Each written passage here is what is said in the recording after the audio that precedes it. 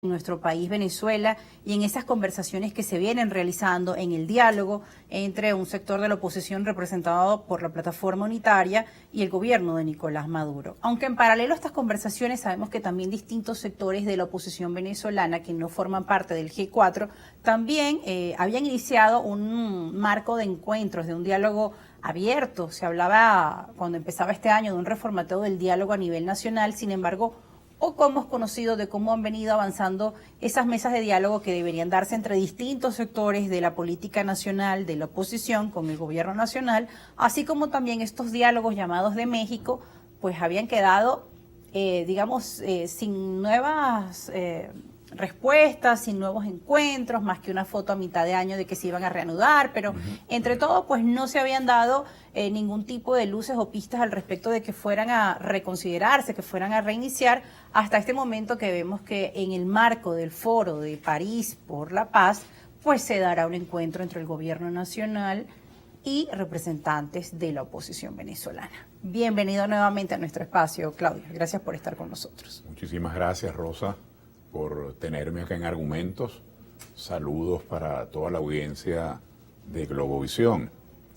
Mire, yo le presté muchísima atención al primer segmento en el que introdujiste este tema que surge, un tema variado con la presencia del presidente Maduro en Egipto, y celebro que hayas llamado la atención de nosotros los venezolanos sobre esta circunstancia que refleja un cambio. Un cambio porque Venezuela ha estado sometida a una política de aislamiento internacional. En algunas ocasiones, aunque parezca hoy algo extraño oírlo, pero en algunas ocasiones por voluntad del propio gobierno venezolano, que prefirió ir tejiendo acercamientos simplemente por afinidades ideológicas y fue cerrando puertas en sus relaciones, que son las relaciones del país, por diferencias ideológicas. Y luego vimos que Venezuela salió de la Organización de Estados Americanos, Venezuela salió del Pacto Andino, y todo esto fue creando una burbuja de aislamiento del país que se notaba menos que hoy, porque teníamos muchísimos ingresos. Fueron aquellos 11, 12 años cuando el presidente Chávez vio ingresos por encima de los $100 el barril cada año y con niveles de exportación realmente importantes. Y luego ahora en los años más recientes que el país ha estado sometido al bloqueo, o para decirlo en otras palabras, que se le ha impedido a los venezolanos ejercer el derecho a exportar con libertad, a importar con libertad, es decir, la libertad de comercio se ha visto truncada con todas estas solicitudes de sanciones, de bloqueo. Así que en ese contexto no cabe duda que esto es un gran cambio. Yo celebro que nos llames la atención sobre eso, porque Venezuela no gana absolutamente nada estando aislada de la comunidad internacional. Así que se den pasos. Este paso de Egipto es muy importante. Es quizás un paso pequeño, pero muy llamativo.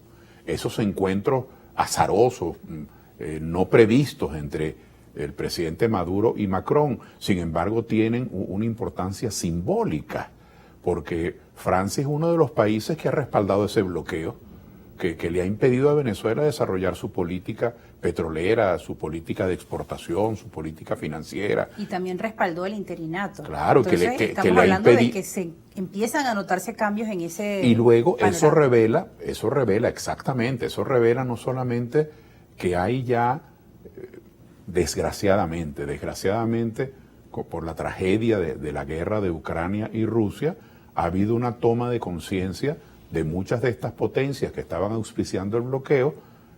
Están tomando conciencia que se estaban dando un tiro en los pies, que eso atentaba contra sus intereses. El invierno se acerca a Europa y tienen que tomar acciones exactamente, inmediatas. Y voltean de nuevo hacia Venezuela. Lo cierto es que las circunstancias, las realidades nos llevan a que gente muy sectaria, gente que simplemente entiende la política por afinidades ideológicas y no por el desarrollo de las leyes económicas ni por las conveniencias para el país, comienzan a darse cuenta en todos los puntos cardinales que con eso no se da respuesta a sus países, ni se le da respuesta a Venezuela teniendo una agenda solo con quienes sean afines ideológicamente al gobierno, ni se le da respuesta a los franceses, ni se le da respuesta a los norteamericanos teniendo relaciones solo con quienes les sean maleables a sus intereses. De tal manera que todo esto apunta a lo que deberíamos ayudar los venezolanos, a presionar para que cese el bloqueo.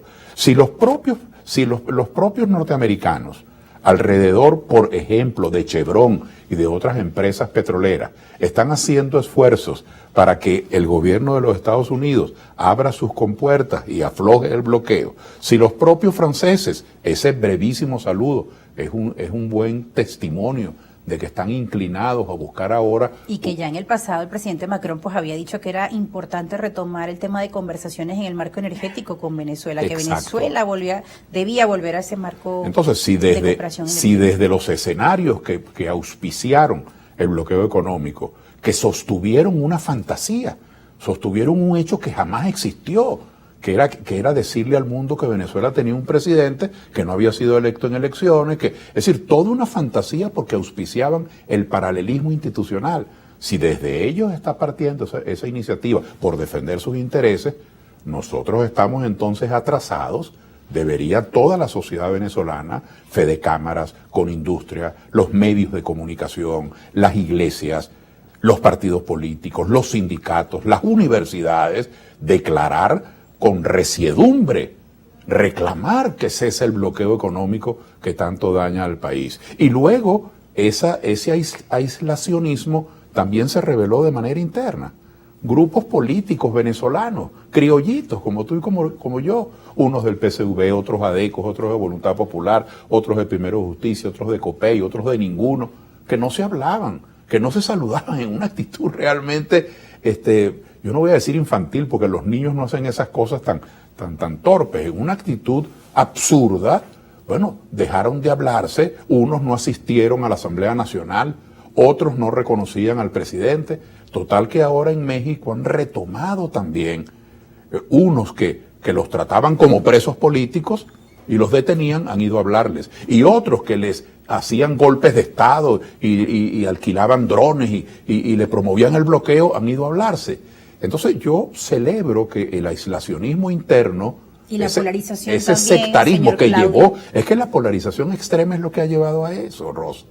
Entonces, este nuevo punto en que tú nos ubicas en tus argumentos es muy interesante.